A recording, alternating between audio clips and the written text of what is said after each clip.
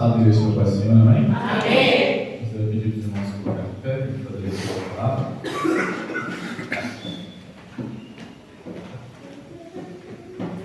Deus seja sempre louvado, aleluia. Evangelho de Marcos, capítulo 6, versículo 30. Marcos 6, 30. Glória a Deus, aleluia.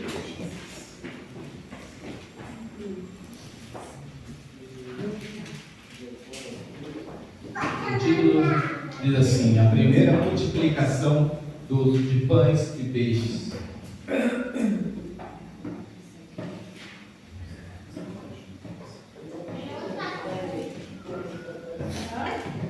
Todos encontraram?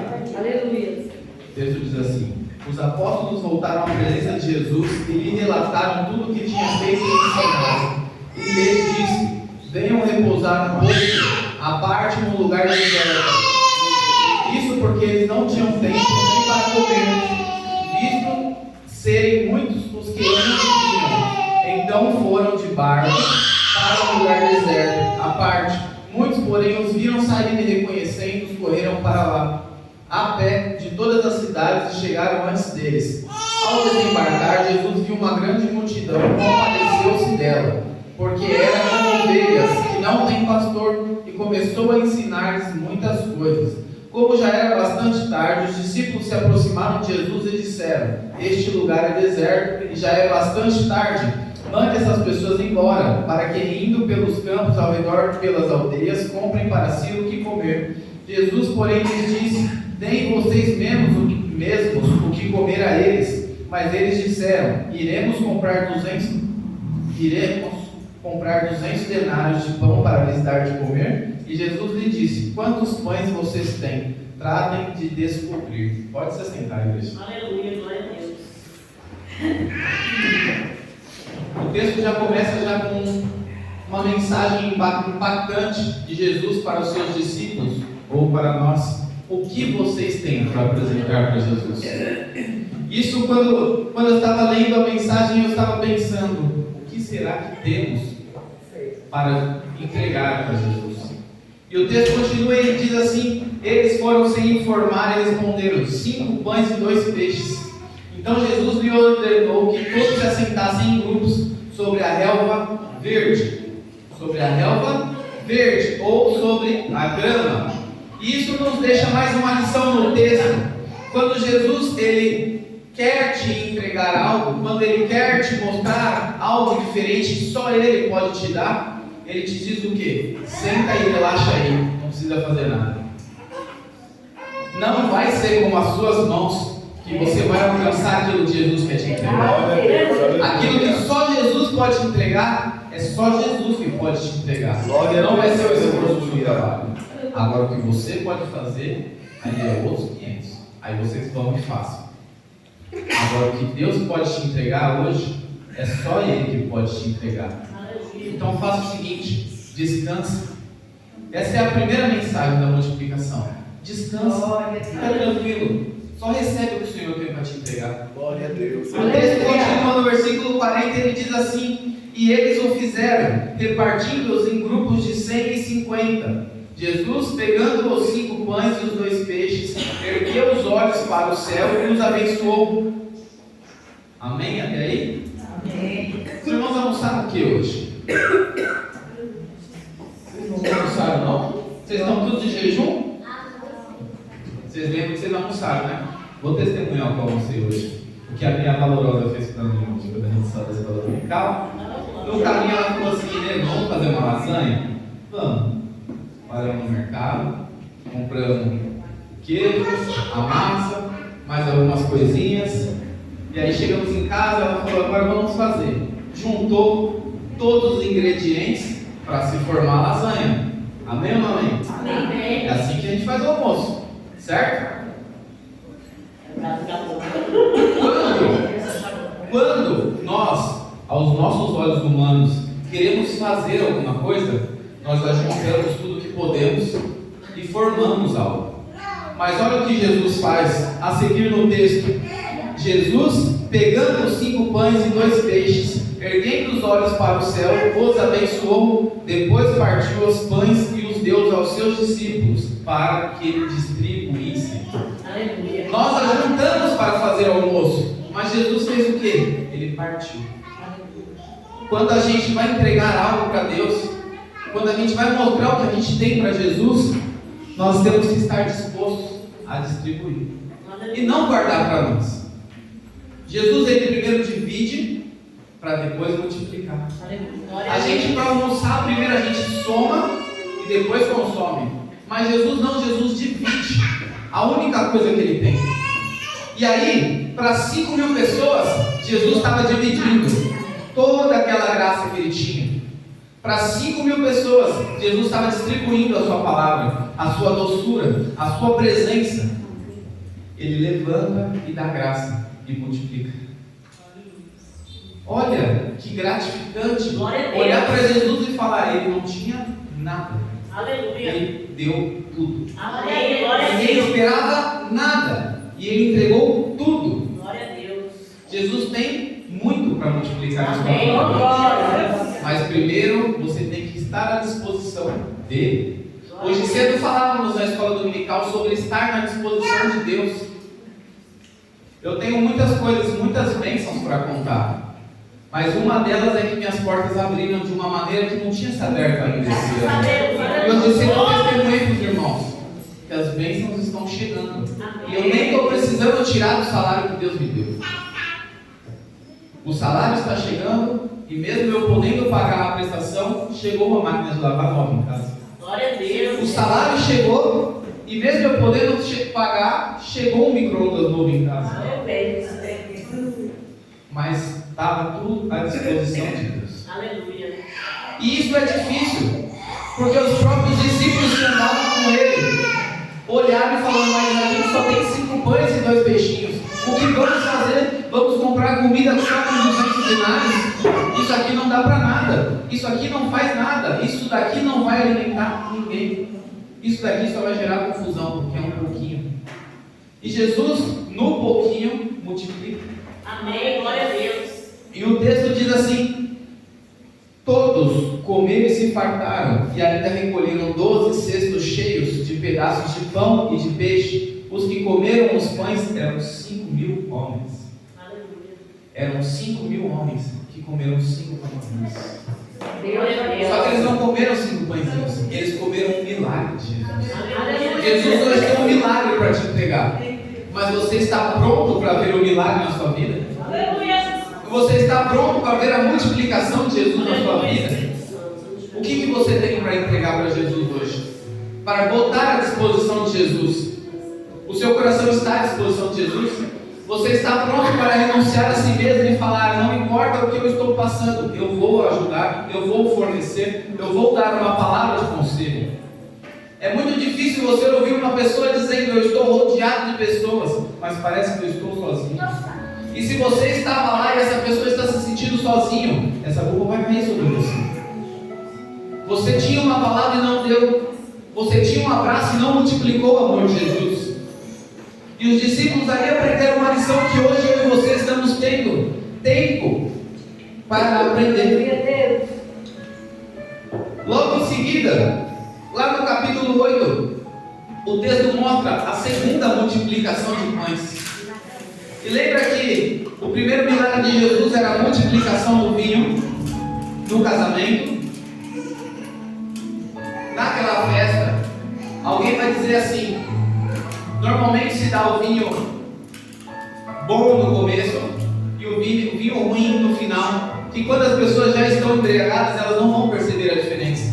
Mas naquele casamento, o vinho bom foi servido no final, porque veio das mãos de Jesus. O que parecia bom até agora era multiplicar. A primeira multiplicação de peixes, de pães. Amém? Agora houve a segunda. Naqueles dias, quando outra vez se reuniu grande multidão e não tendo o que comer, Jesus chamou os discípulos e disse: tenham compaixão dessa gente, porque já faz 3 dias que eles estão comigo e não têm o que comer. Se eu os mandar para casa de jejum, desfalecerão pelo caminho, e alguns deles vieram de longe. Presta atenção no que a multidão fez. Eles ficaram com Jesus, não importasse se ia comer ou não. Digamos que eles estavam de jejum. Eles queriam mais o pão da vida, não o pão físico. Mas Jesus, entendendo que o físico deles necessitava, entendia que precisava suprir também a necessidade física deles. Às vezes a gente olha e fala: eu não mereço, eu não vou atrás disso, eu não vou atrás daquilo. Mas Deus sabe das nossas necessidades físicas. Deus sabe de um aumento de salário, Deus sabe de uma conta de luz atrasada. Deus sabe dessas coisas. Mas e a nossa disposição para com Deus? Estamos dispostos? Ou vamos reclamar? Ou vamos murmurar? Ah, está frio, eu não vou. Estou cansado, eu não vou. Estou com preguiça, eu não vou. E o texto continua. Mas os discípulos responderam: como poderá alguém saciá-los de pão neste deserto? Então Jesus perguntou: quantos pães vocês têm? E eles responderam: 7. Então mandou o povo assentar-se no chão e, pegando os 7 pães, partiu-os após ter dado graça e os deu aos seus discípulos, para que estes distribuíssem, repartindo entre o povo. Tinham também alguns peixinhos, e abençoando-os mandou que estes igualmente fossem distribuídos. Comeram e se fartaram, e dos pedaços restantes recolheram 7 cestos. Veja o seguinte: na primeira multiplicação, eles recolheram quantos cestos que sobraram? 12. Amém ou não amém? Só tinha 5 peixinhos, sobraram 12 cestos. Agora entregaram 7, apresentaram 7 pães para Jesus, mas só recolheram 7 cestos. Sabe por quê? Porque houve uma escassez dos discípulos. Sabe por quê? Porque não eram 7 pães, eram 8, mas um ficou guardado no barco, que era para eles comerem mais tarde.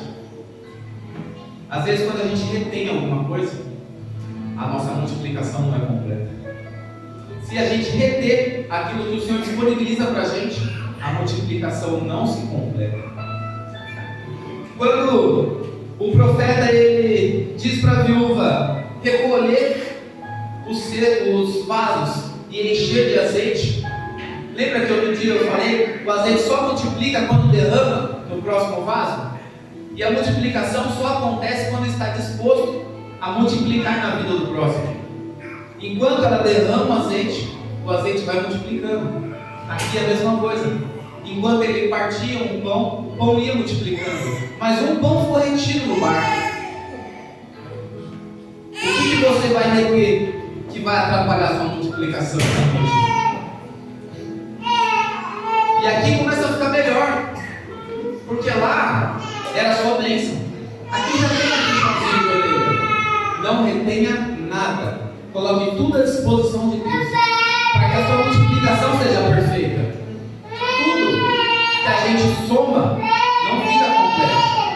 A lasanha de hoje eu não vou lembrar mais domingo que vem, mas a multiplicação que o próprio pão da vida deu graça e partiu, a gente vai lembrar para sempre. Não retenha nada, multiplique com Deus. E o texto continua. Os fariseus chegaram e começaram a discutir com Jesus e tentando-o pediram-lhe um sinal vindo do céu. Jesus, porém, arrancou do íntimo do seu espírito um gemido e disse: porque esta geração pede um sinal. Em verdade lhes digo que nenhum sinal será dado a esta geração. Entenda o seguinte: se eles tivessem visto um sinal ali, a multiplicação não teria acontecido. Por quê? Porque Tomé primeiro precisa ver para depois crer. Mas aquele que crê para depois ver, recebe a multiplicação.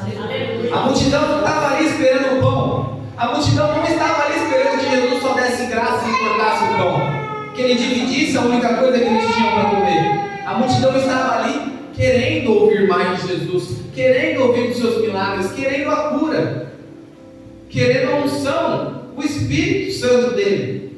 Eles não estavam lá esperando nada. Mas quem espera alguma coisa, quem quer ver algo, não recebe. É como o merecimento. Primeiro a gente faz, depois se merece. A gente não recebe para depois fazer. A gente faz, depois recebe. Primeiro a gente entrega tudo que a gente tem para Deus. Depois a gente recebe a graça de Deus nas nossas vidas. E está tudo bem. Porque se não fosse assim, seria uma divisão e não uma multiplicação. Os pães não iriam sustentar toda aquela multidão, iriam causar uma grande divisão, porque ali tinha 10 aldeias, 10 cidades reunidas num só lugar. Acompanhe comigo, no versículo 14, 8:14, o texto diz assim: ora, os discípulos se esqueceram de levar pão, e no barco não tinha consigo, senão um. Está aqui o pão que faltou lá. Eles deixaram no barco. Em vez de eles levarem mais, eles só encontraram o que eles deixaram para trás. E Jesus os preveniu dizendo: fiquem atentos e não tomem cuidado com... Fiquem atentos e tomem cuidado com o fermento dos fariseus e com o fermento de Herodes. E eles começaram a discutir entre si, dizendo: ele diz isso porque não temos pão. E eles, ainda vivendo 2 milagres de multiplicação, não entendiam o que era o fermento de Herodes e o fermento dos fariseus, e passaram a discutir entre eles.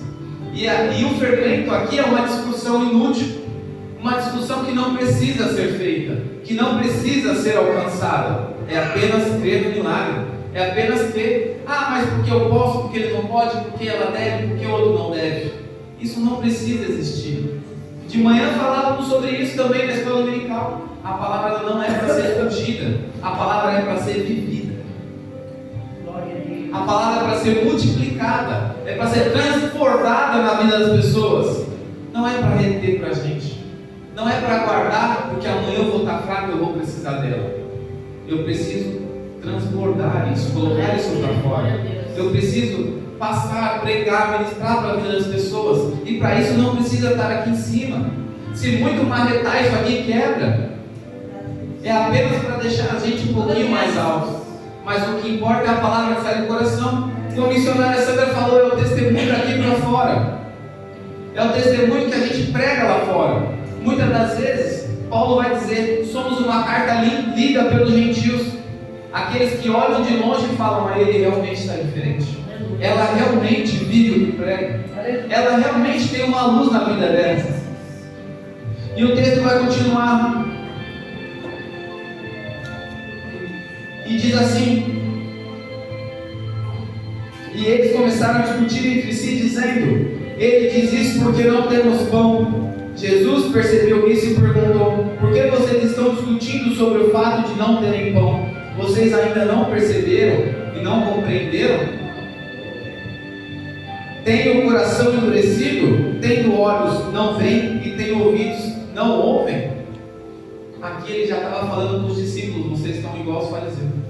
Vocês estão andando comigo, estão ouvindo minhas palavras, estão trabalhando comigo, mas não aprenderam a viver a palavra. E eu acho isso aqui muito mais gostoso do que a multiplicação. Porque a palavra vai dizer que o Pai que ama, ele corrige. E se ele não nos corrige, nós merecemos, porque não vamos andar na palavra. Verdade. Mas eu vivo falando: valida os seus passos na palavra. Se eu vou dar um passo, Davi, lembra de Davi? Davi andava 6 passos, sacrificava e olhava para trás e dizia: Deus está se agradando. Mais 6 passos, sacrificava, olhava para trás e falava: não morreu ninguém, Deus está se agradando. Até chegar na cidade de Davi. É assim que Deus nos quer, validando nossos passos na palavra, andando de dia e de noite, meditando. Se nós meditássemos de dia e de noite, cumpriríamos o que Paulo diz em 1 Coríntios: julgue-se o homem, pois a si mesmo, pois se ele se julgar a si mesmo, não seria julgado e não seria repreendido. E o texto vai dizer no versículo 22: então chegaram a Betsaida e lhe trouxeram um cego e pediram a Jesus que tocasse nele. Jesus, tomando o cego pela mão, levou para fora da aldeia. Levou para onde, igreja? Para fora da aldeia. Então, cuspiu nos olhos do homem, impondo-lhe as mãos, perguntou: você vê alguma coisa? O homem, recuperando a visão, respondeu: vejo pessoas, mas elas parecem árvores que andam. Uma árvore que anda. Olha a inutilidade disso daqui. Do que adianta uma árvore que anda? Para nada serve. Só vai mudar o jardim de lugar. Vai fazer o bosque sair daqui e ir para lá. E aí Jesus continua. Então Jesus novamente pôs a mão sobre os olhos dele, e o homem, passando a ver claramente, ficou restabelecido e distinguia tudo de modo perfeito. Com as mãos de Jesus, a gente volta a enxergar perfeito, a gente volta a ver a verdade, a gente volta a endireitar os nossos passos, a voltar lá no início, do jeito que Ele nos chamou. Jesus, Ele não chama pelo que a gente é, Ele chama pelo que Ele vê, pelo que Ele acredita que nós seremos, Glória a Deus. na frente dEle, na presença dEle, caminhando com Ele, validando na palavra dEle. E o texto diz assim: e Jesus mandou para casa, recomendando-lhe: não entre na aldeia. E aqui eu entrego a mensagem: não volte para a aldeia. O que Jesus estava falando para ele? Nos ambientes que você está inserido, está te fazendo acreditar o contrário. Você está com crenças limitantes, fazendo com que você não enxergue, não viva o milagre, que você não valide os seus passos na palavra. Isso são coisas que o corpo faz, que a carne faz, que a concupiscência da carne, no conforto do banquinho de madeira, faz com a gente. Muitas das vezes vemos para a igreja, ouvimos a palavra, saímos e somos as mesmas pessoas. Não mudamos nada, não transformamos nada, não multiplicamos pães, não multiplicamos azeite, não curamos ninguém, às vezes até piorando, como o evangelista falou. Deus nunca faria algo na vida de Pedro se ele não tivesse convertido. Ele só ia ter mais notoriedade para cortar mais ovelhas. E muitas das vezes é isso que a gente precisa: mudar o ambiente, mudar aquilo onde estamos inseridos. Aonde você está inserido? Na roda dos escarnecedores? No pecado? Na concupiscência da carne? Na zona de conforto? Naquilo que te agrada? Naquilo que me agrada? É difícil às vezes, mas é necessário. Tudo aquilo que Jesus fala é necessário para as nossas vidas. Não tem como a gente andar com Cristo, ir para a cidade celestial, se nós não andarmos na palavra. Aleluia. Muitas das vezes estamos preocupados: será que isso é pecado? Será que isso não é pecado? Será que isso é pecado? Será que isso não é pecado? E na real da palavra, sabe o que estamos fazendo? Andando na beira de um precipício. Isso eu posso, isso eu não posso. Isso eu posso, isso eu não posso. E a hora que o pé escorregar é só ladeira abaixo. O que nós temos que fazer, validando na palavra as nossas vidas, é andar para dentro da cidade celestial. Se alguma coisa sujar, vai ser só aquela balançada e vai voltar. Mas se você estiver na beira do precipício, é só ladeira abaixo. Temos que ficar na direção dele o tempo todo. Temos que pensar na multiplicação o tempo todo. Temos que transbordar aquilo que ele nos entrega o tempo todo. Verdade. Muitas das vezes nós não temos nada para falar, mas a palavra tem. No dia do batismo eu estava falando dele: você é mais velho do que eu tenho o que para te ensinar? Nada, mas a palavra tem. Se você me perguntar alguma coisa, eu não vou te responder, eu vou para a palavra, porque foi assim que eu aprendi. E durante muitos anos nós éramos irritadíssimos com o pastor que nos ensinou isso. Nós queríamos saber da opinião carnal dele, mas ele não dava a opinião carnal dele. Ele, toda vez ele começava a orar dizendo: olha, a Bíblia diz isso, a Bíblia diz aquilo, a Bíblia diz aquilo outro. E nós aprendemos assim, porque se funciona há 2000 anos, por que não funcionaria com nossos 50, 60, 32 anos de idade? Vai funcionar ainda. Nós vamos partir daqui, se Jesus não voltar, vai continuar funcionando. Se tudo der errado, a Bíblia só nos ensinou a andar nos caminhos certos. Se nós validarmos todos os dias, transbordarmos tudo aquilo que o Senhor tem nos ensinado, nós viveremos a multiplicação. Nós viveremos os milagres de Jesus. Em vez de se preocupar com o fermento dos fariseus, de ficar dizendo: você é mais bonito do que eu, porque ela faz e eu não faço, por que eu posso e ele não pode? Isso é bobagem. Como dizia Paulo, tudo aquilo que eu aprendi é esterco, e o que ele aprendeu era exatamente a lei que limitava. Muitas das coisas nos limitam, e Jesus nos quer livre para seguir os caminhos dele. Jesus nos quer orando pelas pessoas no sábado. Jesus nos quer oferecendo quando nós nem temos em casa. Jesus nos quer abraçando quando nós precisamos de um abraço. Jesus nos quer dizendo um eu te amo para quem você vira as costas. É isso que Jesus espera de nós. É difícil, mas é necessário. todo machucado antes de cicatrizar a arte. Quando a casquinha está sarando a ferida, a gente estica o machucado e machuca de novo. Mas para cicatrizar é necessário. Então, algumas coisas a gente tem que aceitar. Então, algumas coisas a gente tem que entender, compreender. Transborde tudo aquilo que o Senhor te entrega. Tudo aquilo que você aprende sobre a palavra, transborde. Mas transborde com vontade, a rodo, assim, sabe? Sempre que necessário, sempre que possível, sempre que não necessário, mas alguém te dá uma brecha, alguém te dá uma oportunidade. Aí você vai e solta. Olha, a Bíblia diz que se você fizer assim, vai dar certo. Se você fizer assado, vai dar errado. E aí, se a pessoa for por decisão própria, é problema dela. Mas se ela for naquilo que você falou, você ganhou mais uma estrelinha. A palavra vai dizer que nós somos salvos pela graça, mas seremos julgados pelas obras. Nós seremos salvos pela graça, mas as obras vão pesar para a gente. Imagine Jesus olhando para você e falando assim: o que você tem para me apresentar? Eu falava: não tenho nada. Eu vim de casa até a igreja e não olhei para um amigo que falava comigo quando eu estava no mundo. Eu não perguntei para nenhum vizinho se ele queria ir para a igreja comigo. É triste, não é? A gente tem que multiplicar tudo aquilo que a gente recebe de Jesus. Os nossos testemunhos são prova que Jesus trabalha nas nossas vidas. Os nossos testemunhos são a palavra de Jesus sendo pregada. O pão da vida foi rasgado ao meio, para que eu e você tivesse a oportunidade de estar ouvindo isso agora. O pão da vida multiplicou aquilo que a carne necessitava, e depois multiplicou aquilo que a minha alma, a sua, necessitava. Amém? Eu agradeço a oportunidade, as palmas para o Senhor.